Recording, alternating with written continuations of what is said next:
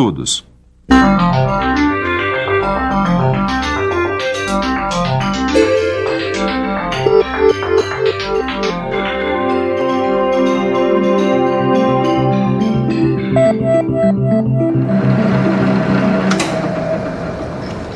É isso aí, Ananias. Só agora eu entendi a importância do tratamento térmico na linha de produção.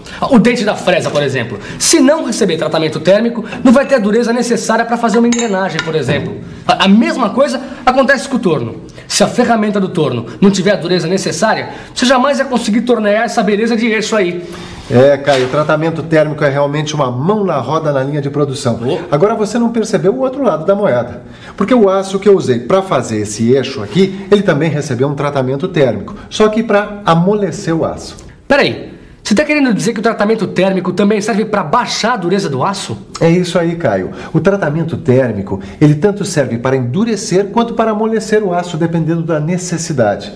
Tá vendo só? A ferramenta do torno e a matéria-prima a ser torneada. Duas situações extremas e opostas da alteração das propriedades do aço. É importante saber que as diferenças entre os constituintes do aço também podem alterar a sua dureza. Por isso, é preciso conhecer muito bem os constituintes do aço antes de fazer o tratamento térmico. Você já viu, né? Esse é o tema da nossa teleaula de hoje. Nessa teleaula, a gente vai aprender quais são os constituintes dos aços comuns ao carbono em temperatura ambiente. E vai ficar sabendo que o aço muda a sua estrutura quando é submetido a um tratamento térmico. Quem diria, hein? Tratamento térmico para amolecer o aço e tratamento térmico para endurecer o aço. E para entender isso direitinho, a gente precisa saber quem é quem lá dentro do aço. Vamos nessa? Nossa teleaula está começando.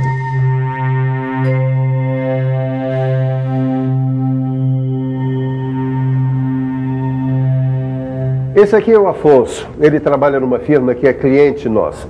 Ele trouxe 2 amostras de aço para saber se elas são iguais ou diferentes.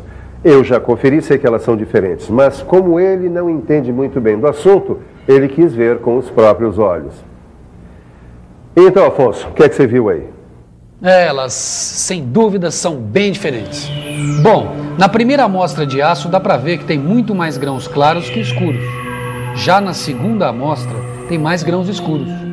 Isso tem a ver com a concentração de carbono, não é isso, Silva? Exatamente. O que diferencia as amostras é justamente a concentração do carbono. Vamos ver as amostras de novo. Nessa aí tem muito mais grãos claros que são grãos sem carbono. Os grãos escuros são os que têm carbono. Como nesse caso existem mais grãos claros quase sem carbono, a gente diz que esse aço tem baixo teor de carbono. Nessa outra amostra, a coisa muda de figura. Repare que tem mais grãos escuros ricos em carbono, ou seja, esta amostra tem mais carbono. Nesse caso, trata-se de uma amostra com médio teor de carbono. Peraí, pelo que eu sei, quanto mais carbono, mais duro é o aço, é isso? É isso aí, Afonso. Quanto mais carbono, maior a dureza. E isso acontece justamente por causa dos grãos escuros, mais resistentes, mais duros. Agora, você sabe dizer qual é o nome dos grãos claros e qual é o nome dos grãos escuros? Mas eu não sabia nem que eles tinham nome. Pois tem, sim, senhor.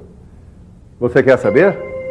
Os grãos claros são chamados de ferrita e os grãos escuros, cheios de carbono, são chamados de perlita.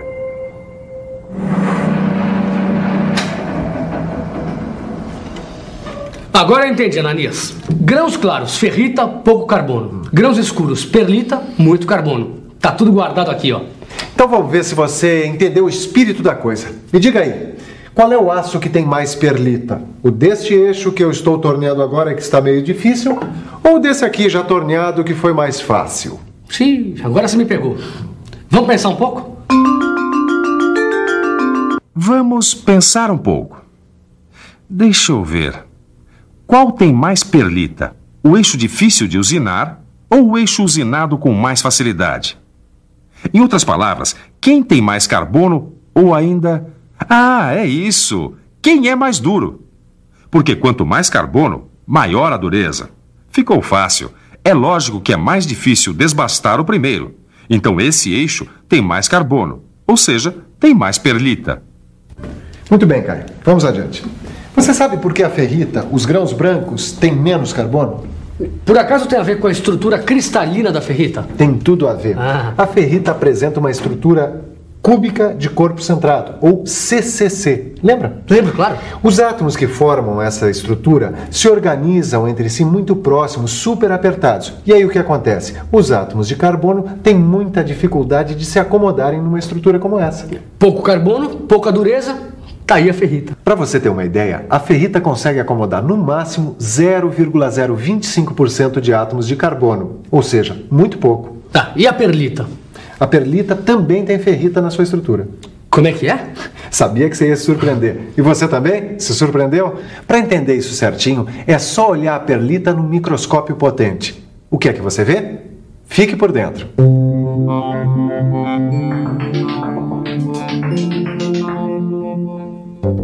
Olha só, se a gente ampliar várias vezes um grão escuro ou perlita, vai perceber que ele é formado por uma sequência de linhas ou lâminas claras e escuras.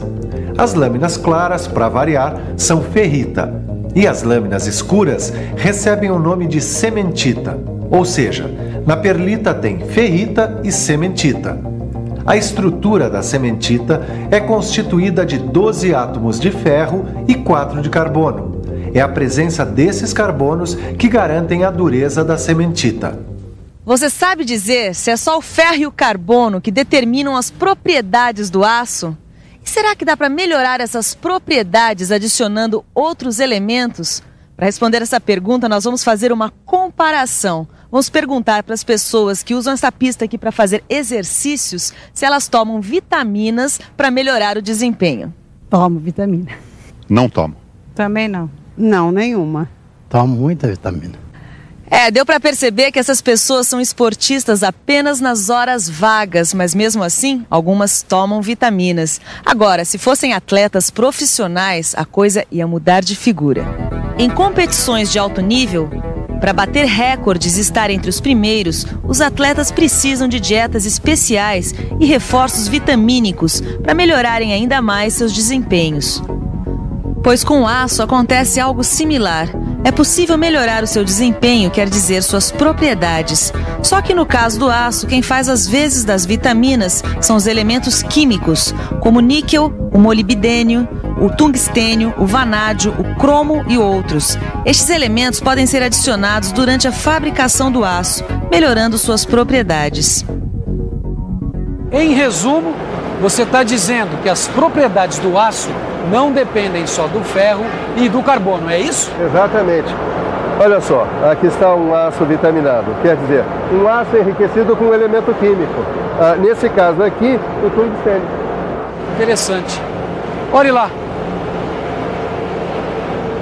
Pra gente é muito bonito, né? Mas ferrita e perlita devem estar ardendo no interior do aço. Não, peraí, vamos com calma, Afonso. Tudo que a gente viu até agora sobre os constituintes do aço, a ferrita, a perlita, a cementita, é com o aço em temperatura ambiente. Ué, mas não é a mesma coisa que com o aço incandescente? Não, nada disso, é diferente. Como o aço precisa de calor para ter um tratamento térmico, é muito importante a gente conhecer o que acontece com os constituintes durante o aquecimento do aço.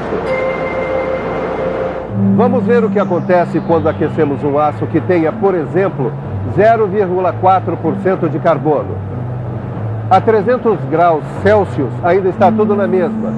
A estrutura do aço é igualzinha à sua estrutura em temperatura ambiente. Ferrita e perlita.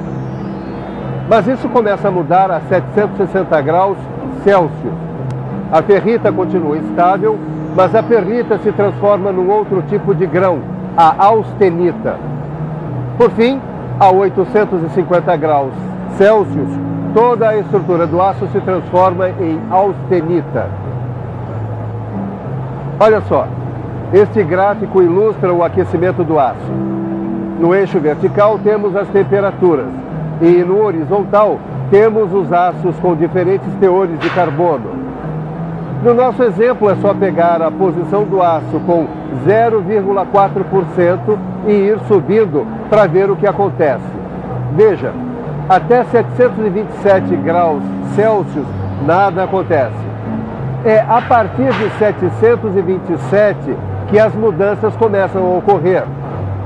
Essa região, entre o momento em que a estrutura começa a sofrer mudanças até o momento em que tudo se transforma em austenita, é chamada zona crítica.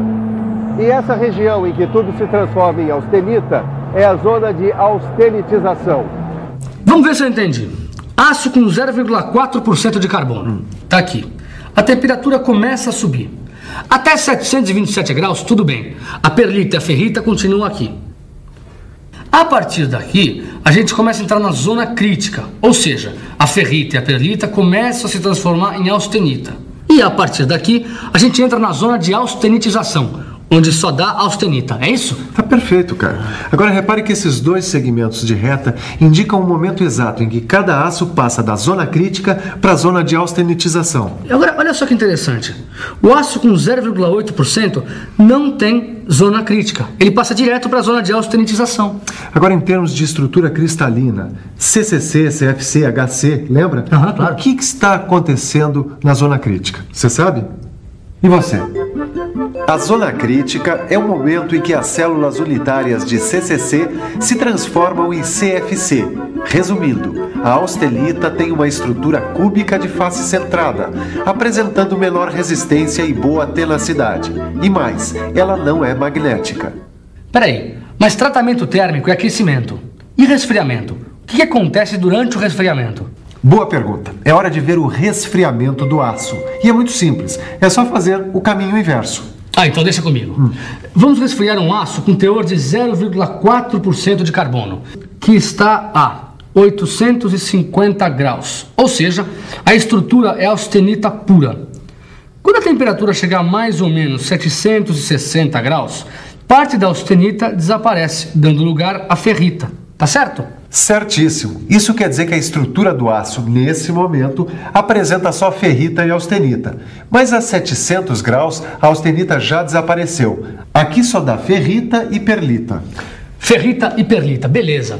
Resfriando o aço, voltamos a ter a sua estrutura original em temperatura ambiente, beleza? Opa, mas aqui tem um detalhe importante. Mas que detalhe? É o seguinte, esse resfriamento que a gente acompanhou pelo gráfico é como se o aço fosse retirado do forno e fosse resfriando lentamente em temperatura ambiente. Ué, mas pode ser diferente? Ora, mas claro que pode. Olha só, veja o que aqueles dois operários estão fazendo. Olha, você pode, por exemplo, tirar o objeto do forno e mergulhá-lo diretamente na salmoura. Entendeu? O aço resfriado dessa maneira, bruscamente, cria um novo tipo de grão mais duro, a martensita. Martensita? Calma. E você aí em casa, calma também. Nas próximas teleaulas nós vamos ver isso em detalhe. Agora é a hora da revisão. Excelente ideia! E atenção, se liga aí que é hora da revisão. Na teleaula de hoje, você viu que o tratamento térmico serve tanto para endurecer como para amolecer o aço, e que por isso mesmo é muito importante conhecer os seus constituintes. Viu que o aço é constituído por grãos claros, chamados de ferrita, e de grãos escuros, chamados de perlita. E aprendeu que, por sua vez, a perlita é constituída de ferrita e cementita. Ficou sabendo ainda que a estrutura do aço muda durante o tratamento térmico, que a determinadas temperaturas, a ferrita e a perlita começam a se transformar em austenita. E finalmente aprendeu que quando resfriado bruscamente, o aço apresenta um tipo de grão mais duro, a martensita. As explicações que foram dadas nesta teleaula foram baseadas neste diagrama de equilíbrio de ferro e carbono, que você encontra no seu livro de estudos. Como você sabe, para manter a forma é preciso praticar. E no seu caso, praticar quer dizer estudar e fazer os exercícios. Então, o que você está esperando?